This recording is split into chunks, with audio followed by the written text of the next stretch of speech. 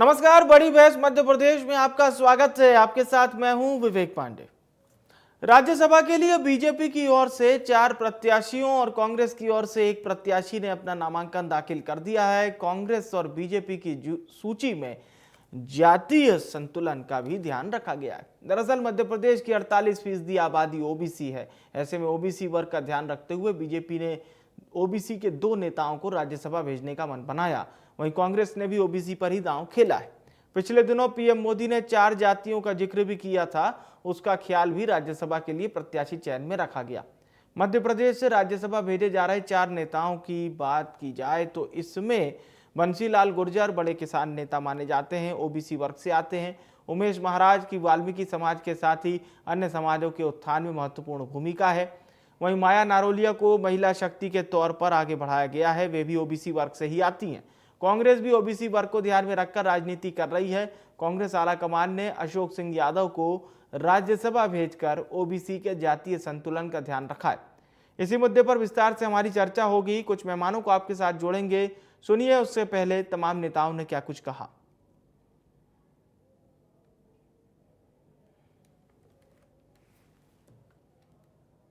करके आज सामूहिक रूप से चारों प्रत्याशियों के नामांकन फॉर्म दाखिल किए। मुझे पूरा भरोसा है यशस्वी प्रधानमंत्री के नेतृत्व में जिस प्रकार से राज्यसभा और लोकसभा में हमारे प्रत्याशियों का चयन होता है और उसकी उज्जवल परंपरा है। अलग अलग क्षेत्र की चारों अपनी विभूतियां जिनने अपना अपना योगदान दिया है और निश्चित रूप से वो मध्य प्रदेश का पक्ष राज्यसभा में भी रखेगी और राज्यसभा को भी गौरवान्वित करेगी। एक बार फिर मैं चारों प्रत्याशियों को बधाई देता हूं। बहुत बहुत धन्यवाद। भारतीय जनता पार्टी के राज्यसभा के चुनाव के लिए 4 प्रत्याशियों ने नामांकन अभी दाखिल किया है। भारतीय जनता पार्टी के हमारे राष्ट्रीय नेतृत्व ने माननीय प्रधानमंत्री नरेंद्र मोदी जी के नेतृत्व में भारतीय जनता पार्टी के सम्मानीय राष्ट्रीय अध्यक्ष जेपी नड्डा जी ने और हमारे कुशल रणनीतिकार माननीय अमित शाह जी के नेतृत्व में आज 4 ऐसे प्रत्याशी जिन्होंने संगठन के काम जमीन से लेकर के सामाजिक क्षेत्र में महत्वपूर्ण भूमिका निभाई है, ऐसे मध्य प्रदेश के 4 प्रमुख लोगों को आज राज्यसभा के लिए नामांकित किया है। मैं बहुत भावुक हूँ। कार्यकर्ता को इतना बड़ा सम्मान दिया, ये कार्यकर्ता का सम्मान और मातृशक्ति का सम्मान है। हम सब सोनिया जी का, राहुल जी का और खड़गे जी का आभार व्यक्त करते हैं कि एक जमीनी आदमी को जिन्होंने पिछले 30-35 साल से 40 साल से कांग्रेस पार्टी की निस्वार्थ भाव से सेवा की और उनके जो 4 पीढ़ियों से कांग्रेस के प्रति उनके परिवार का जो लगाव है वो किसी से मध्य प्रदेश में छुपा हुआ नहीं है। ज्यादा कुछ न बोलते हुए बस इतना ही अनुरोध करना चाहता हूं कि पूरा विधायक दल, सारे हमारे सम्मानित वरिष्ठजन, सारे यहाँ उपस्थित नेतागण सब एक साथ हम नेतृत्व का आभार करते हैं। और सिंधिया जी के चंबल के अंदर सेंधमारी के लिए हमने कांग्रेस की तरफ से एक शेर दिया अशोक सिंह जी की तरफ से, तो निश्चित तौर से हमारे चंबल में एक नई शुरुआत होगी और सिंधिया का जो किला है उसको ध्वस्त करने में अशोक सिंह जी एक बड़ी भूमिका अदा करेंगे। मैं हृदय से आदरणीय सोनिया गांधी जी, राहुल गांधी जी, प्रियंका गांधी जी, आदरणीय खड़गे जी और हमारे मध्य प्रदेश के सभी वरिष्ठ नेताओं का हृदय से आभार और हमारे प्रभारी भगवत जितेंद्र सिंह जी और सबका हृदय से आभारी।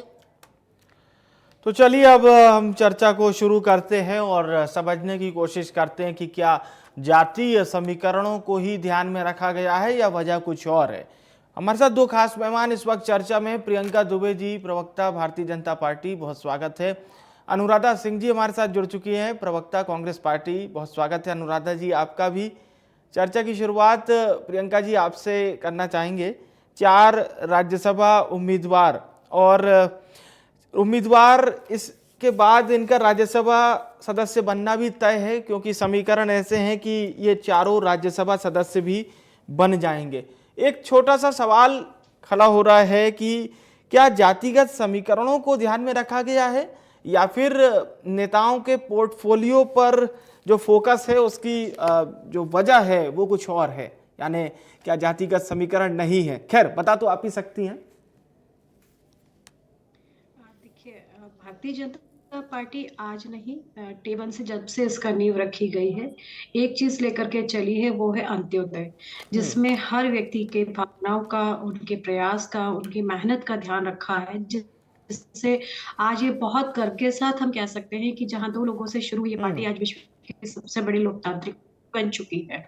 जी तो इसमें जो सहयोग रहा है वो अपने कार्यकर्ताओं का ही रहा है। अगर आज हम बात करते हैं तो माननीय हमारे जो प्रधानमंत्री जी हैं, वो भी एक कार्यकर्ता थे और आज कार्यकर्ता से आज आप देखते देश के सर्वोच्च पद के ऊपर या प्रधानमंत्री जैसे पद के ऊपर सुशोभित हो रहे हैं। जी उसके बाद अगर हम बात करते हैं महामहिम हमारे राष्ट्रपति जी द्रौपदी मुर्मू जी को भी आप देख लीजिए, किसी को उम्मीद नहीं थी और एक सामान्य पार्षद से लेकर के आज राष्ट्रपति तक के पद की गरिमा को वो सुशोभित कर रही हैं। तो ये कार्यकर्ता की शक्ति है, उसकी इच्छा शक्ति है कि वो अपना अमूल्य समय जो है वो हमारी पार्टी को देता है, जिसके कारण हमारी पार्टी आज इतनी मजबूत स्थिति में देश में खड़ी हो पाई है।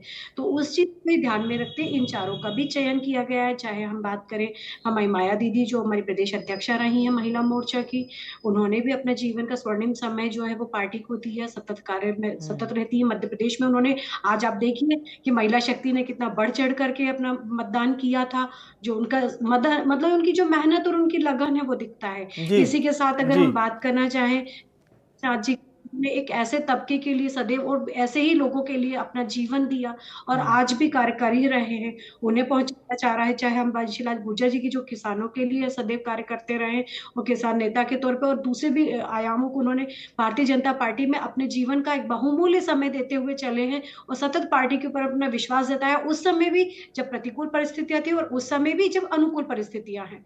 तो जब कार्यकर्ता का इस प्रकार से मनोबल बढ़ाया जाता है तो दूसरे कार्यकर्ता को भी प्रोत्साहन मिलता है। तो ये कार्यकर्ता के मनोबल की भी जीत है, उसकी कर्तव्य निष्ठा की भी जीत है, साथ ही साथ दूसरे कार्यकर्ताओं के लिए प्रेरणा भी है। और अगर हम कहें तो अगर जातिगत समीकरण भी इसमें देखे जाते हैं तो मैं उसमें कहने में कोई गुरेज नहीं है कि सभी का सम्मान हो, परंतु सभी जातियों का सम्मान हो, सभी का समावेश हो और सभी के सम्मान के साथ अगर हम आगे बढ़े तो अच्छा है, बजाय सभी के बीच में घमासान हो। कोशिश ये करनी चाहिए कि सब सम्मान बना रहे। तो इस चीजों को ध्यान में रखते हमारे माननीय नेतृत्व ने, अगर हम बात करें केंद्रीय नेतृत्व और राज्य नेतृत्व ने अगर विश्वास जताया है तो हम उनका भी आभार व्यक्त करते हैं। कार्यकर्ताओं के लिए ये प्रेरणा रहेगा, इसके लिए हमें खुशी है कि सभी का सम्मान इसमें बना रहेगा। जी धन्यवाद। ठीक है जी। अनुराधा जी, पहला कमेंट आपसे, अशोक जी को भेजा जा रहा है, आपकी ओर से उम्मीदवार बनाया गया है अशोक सिंह यादव जी को, क्या यहाँ पर जातिगत समीकरणों को ध्यान में रखा गया है? इंडिया न्यूज के सभी दर्शकों को, विवेक सर आपको और सम्मानित पैनलिस्ट को मेरा नमस्कार। देखिए सर, कांग्रेस ही नहीं, कर्मठ, जुझारू, निष्ठावान कांग्रेसी आदरणीय अशोक सिंह जी को राज्यसभा उनका निर्वाचन घोषित होने पर आज उन्होंने अपना नामांकन भरा। मैं आपको बताना चाहूंगी कि वो एक स्वतंत्रता सेनानी परिवार से आते हैं, देश सेवा की है उन्होंने उनके परिवार में, और 3 पीढ़ियों से कांग्रेसी परिवार है, कांग्रेस की विचारधारा को आत्मसात करने वाला परिवार है जी। और मैं आपको ये बताना चाहूंगी कि उनका, अशोक सिंह जी का सहकारिता के क्षेत्र में भी बहुत बड़ा योगदान है। वो कमलनाथ जी की सरकार में एपेक्स बैंक के अध्यक्ष भी रह चुके हैं और उनका जो राज्यसभा के लिए जो उनका घोषित हुआ, राज्यसभा के लिए नामांकन जो उनका प्रत्याशी जो उनको घोषित किया गया, वो सर्वसम्मति से कांग्रेस के सभी नेताओं ने सर्वसम्मति से अशोक सिंह जी को अपना समर्थन दिया। और आपने तो देखा आपके फुटेज में भी सभी हमारे सम्मानित नेतागण और सभी कांग्रेस जन, और वो बहुत लोकप्रिय हैं। उनका जो आज नामांकन फॉर्म जब नामांकन भरा गया विधानसभा में, तो अपार कांग्रेस जन समूह और बहुत सारे लोग वहां उपस्थित थे। तो ये उनकी लोकप्रियता का परिचायक है और इससे कांग्रेस पार्टी मजबूत होगी। जी, पार्टी मजबूत होगी। प्रियंका जी, पिछली बार तो 2 महिलाओं को प्रतिनिधित्व करने का मौका आपकी पार्टी ने दिया था और बहुत उस फैसले की काफ़ी स्वागत भी हुआ था। और जिस प्रकार से सुमित्रा वाल्मीकि जी, उन्होंने तो कहा था कि उम्मीद ही नहीं थी कि राज्यसभा के लिए उम्मीदवार बनाया जाएगा। बहुत छोटे पद से अपने जीवन की शुरुआत की और फिर राज्यसभा तक पहुंचना, यानी उनके लिए अनएक्सपेक्टेड बात थी। और कहीं ना कहीं कविता पाटीदार भी, उनको भी आपकी पार्टी ने एक बड़े पद से सुशोभित किया था। तो इस बार भी कहीं ना कहीं नारी शक्ति को एक अच्छा प्रतिनिधित्व की उम्मीद थी, लेकिन हालांकि फिर भी माया नारोलिया जी को भेजा है। एक उम्मीदवार तो महिला तय है जी। देखिए, अगर इस हिसाब से अगर हम देखा जाए तो आगे भी इस हिसाब से हिस्सेदारी बढ़ती जा रही है महिलाओं की। आगे भी लोकसभा में भी हो सकता है कि आपको चौंकाने वाले नाम सामने आएंगे, पर जिस हिसाब से चल रहा है, तो जैसे मैंने अपने कहा कि सभी का सम्मान है, परंतु कोशिश ये की गई है कि जातिगत समीकरणों के साथ में सभी को साथ देते हुए, चाहे कोई भी वर्ग हो, उसको साथ में लेकर कार्यकर्ताओं का मनोबल बढ़ाते हुए पार्टी आगे बढ़ती चली जा रही है, जिसमें ये ध्यान रखा जा रहा है कि सभी का बीच का समावेश हो। परंतु ये भी एक बहुत बड़ा चुनौती होती है कि उस हिसाब से आपको चेहरे भी मिलना चाहिए जो कि नेतृत्व कर सके। महिलाओं के लिए अभी ये सामाजिक स्तर पे भी थोड़ा सा चुनौतीपूर्ण बना हुआ है कि महिलाएं आए और जी आगे अपनी दावेदारी करें, अपनी हिस्सेदारी में, और बिना किसी दबाव के आराम से कार्य कर सके। ये सभी के लिए आवश्यक है।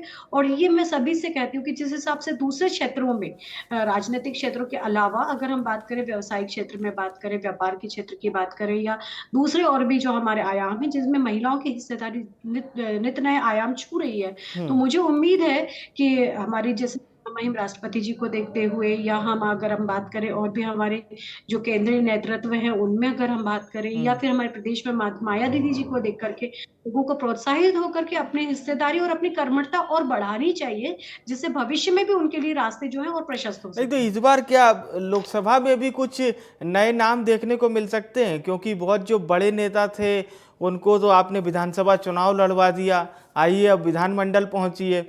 और क्या युवाओं की भागीदारी इस बार हो सकती है? क्योंकि हम तस्वीरें देखे थे जबलपुर और अन्य जिलों की, स्वयं केंद्रीय गृह मंत्री अमित शाह पहुंचे और बोले कि देखो, पार्टी में विरोध के लिए कोई जगह नहीं है, थोड़ा समय मुझे भी दो, बहुत अच्छा मैंने सोच रखा है आप लोगों के लिए।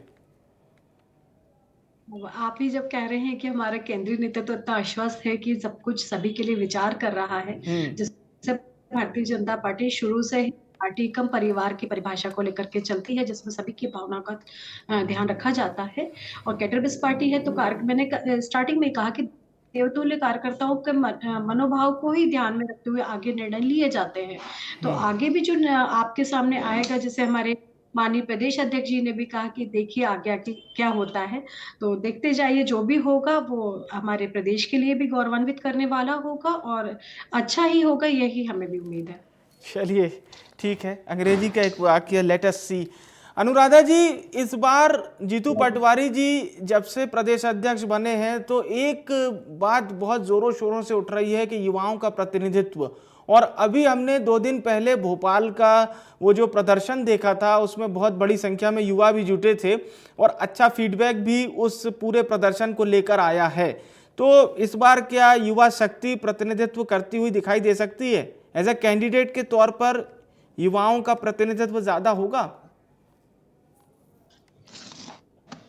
देखिए, कांग्रेस पार्टी के हमारे ऊर्जावान आदरणीय प्रदेश अध्यक्ष जीतू पटवारी जी, वो मैं नहीं हम में बिलीव करते हैं और उनकी लीडरशिप स्टाइल है सभी को साथ लेके चलने की। तो अभी हमारा सर्वे चल रहा है, सर्वे के बाद में स्क्रीनिंग कमेटी, फिर फाइनल डिसीजन लिया जाएगा कांग्रेस के प्रत्याशियों पर। मैं आपसे ये कहना चाहूंगी कि आप आज देखें, आज बुनियादी समस्याएं क्या है। जब आपने बात करी आज सबसे बड़ी देश के समय, आज आप देखिए कि दिल्ली बॉर्डर पे किसान किस तरीके से आज बेहाल है, बैठे हुए हैं वो अपनी मांगों के लिए।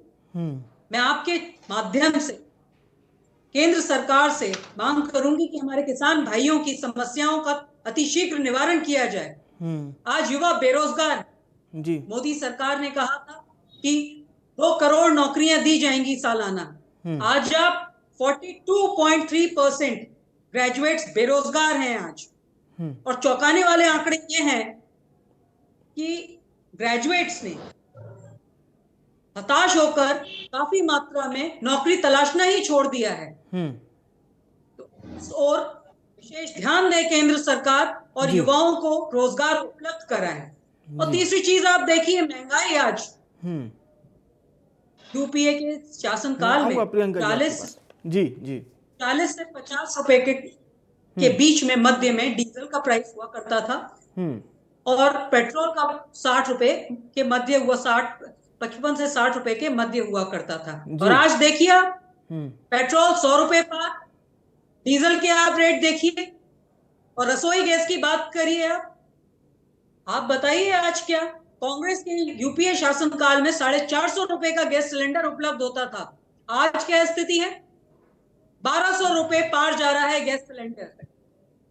और क्या करें, आप बात करते हैं तो आप आंकड़े भी देखिए कि उज्ज्वला योजना के तहत महिलाएं दोबारा गैस सिलेंडर रिफिल तक नहीं करा पाई, उन्होंने अटारी में उठा के रख दी हैं। महंगाई का आलम यह है। देखिए आज देश की समस्याएं, जी महंगाई, जी, चलिए आपकी बात पर प्रियंका जी कुछ कहना चाह रही हैं, सुन लेते हैं प्रियंका जी। इसका निवारण करे सरकार। जी और अपने वादे पूरे करें जो चुनावी वायदे जनता से किए। जी प्रियंका जी से जवाब ले लेते हैं आपकी बात पे। पहला, जैसा कि हमारी बहन की जो चिंता है, विपक्ष में बैठ करके इन्हें चिंता करना इनका कर्तव्य बनता है और ये कर्तव्य पे अपने अड़ी हुई है, ये इनके लिए साधुवाद का विषय है। और वो भी उस पार्टी के साथ जिसकी कथनी करनी कभी भी सत्यापित हो ही नहीं पाई, उस पार्टी में रह करके ये इतने जमीर की बात करती हैं, इसके लिए मैं इनका साधुवाद करती हूँ। परंतु बहन जी की चिंता को समाधान करती हूँ, क्योंकि युवा है और देश को दिशा देने का कार्य, युवा जो वायु का प्रतिनिधित्व माना जाता है कि दिशा बदलने का कार्य करता है, तो इसलिए मैं इनकी चिंता का समाधान करते हुए जवाब देती हूँ कि कृषि विकास दर की बात करें तो 2003 में 3% हुआ करती थी, आज 18.81% हो चुकी है मध्य प्रदेश की कृषि दर। आज अगर हम बात करते हैं दूध उत्पादन में, प्रदेश जो है वो, अगर हम बात करें सबसे ज्यादा दूध उत्पादन में करने वाला राज्य मध्य प्रदेश बन चुका है, तीसरा सबसे बड़ा राज्य। अगर हम बात करते हैं, ये लोग जो चिंता करते हैं रोजगार की, तो आप ईपीएफओ का अगर आंकड़ा देखेंगे, आप लोग अगर उसमें देखेंगे तो अगर 16 करोड़ से ज्यादा लोगों ने आज अपने आप को ईपीएफओ में रजिस्टर्ड करवाया है। 16 करोड़ से ज्यादा युवा स्टार्टअप से बेनिफिट्स लिए हैं, अपना रोजगार शुरुआत करे हैं, और आज अगर हम बात करें वो लोग अपना इनकम टैक्स भर रहे हैं, तो ये भी हमारे लिए एक अच्छी बात है। इसकी बात करें, भारत आज 5वीं अर्थव्यवस्था के तौर अग्रसर है, तो ये चीजें सरकारी आंकड़े पर हैं, सरकारी दस्तावेज पे हैं, आप लोग पुष्टि कर लीजिए। परंतु जैसा कि मैंने कहा कि विपक्ष के नाते अगर ये अपना कर्तव्य परायण हो रही हैं, तो मैं इस चीज में और इनकी चिंता को मुक्त करते हुए बात करें, जो 2003 में जहां 651 करोड़ रुपए अगर हम बात करें अनुसूचित जाति के लिए बजट हुआ करता था, मात्र 651 करोड़, आज वो बजट 36,000 करोड़ से ज्यादा हो चुका है। और आज बेनिफिट्स उसके कारण अनुसूचित जाति जनजाति के लोग भी ले रहे हैं। जनजाति की बात करी मैंने, उसके बाद जाति की भी मैं बात करूं,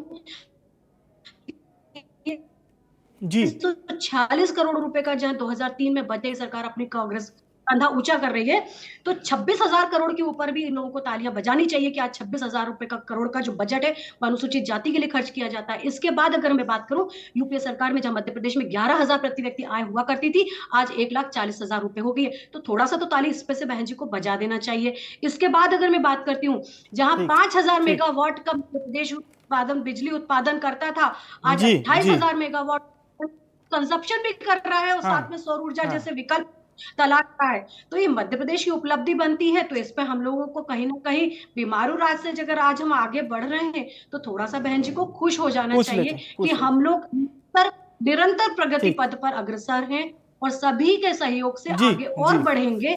कहते हैं कि हमेशा आगे बढ़ने की ललक होनी चाहिए, गुंजाइश होनी चाहिए, मद्दा होना चाहिए और एक बेहतर नेतृत्व होना चाहिए। परंतु विषय चिंता का यह है कि विपक्ष में जहां आज इतनी भगदड़ मची हुई है कि लोग टूट टूट करके जनता पार्टी ज्वाइन कर रहे हैं, आप खुद देख लीजिए। चाहे ठीक है, समय थोड़ा कम है। अनुराधा जी, आपकी प्रतिक्रिया कैसे होगा? जी, प्रियंका जी की बात पे अनुराधा जी प्लीज।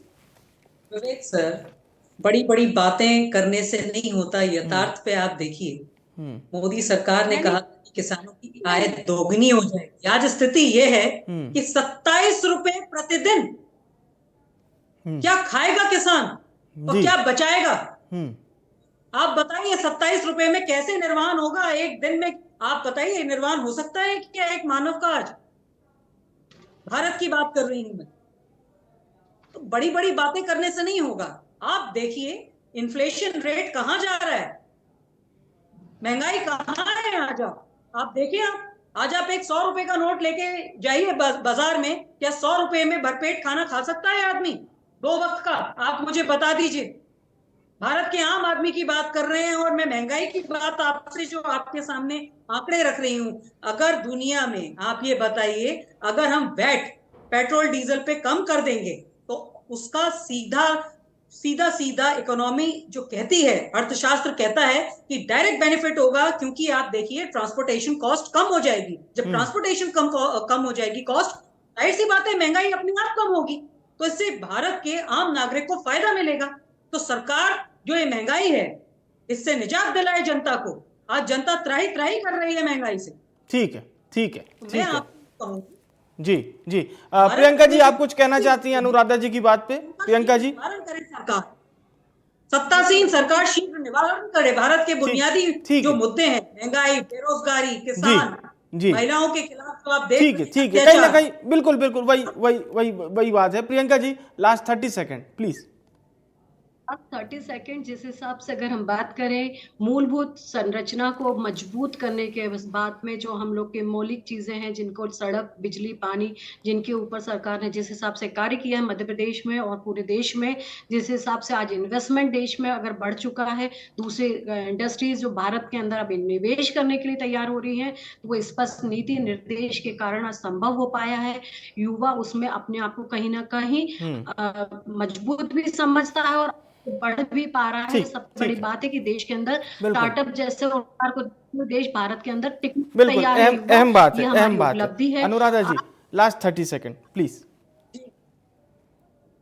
मैं सत्तासीन सरकार से हाँ, कहूंगी कि उन्होंने जो चुनावी वादे किए थे वो अपने वादे पूरे करें और जनता को महंगाई, बेरोजगारी और जो हमारे किसान भाई बहन जो आज परेशान हैं, जो आज दिल्ली के बॉर्डर पे आप देख रहे हैं, आपके चैनल के माध्यम से हम लोग भी देख रहे हैं, दिल द्रवित होता है। भारत का अन्नदाता आज किस तरीके से बेहाल है।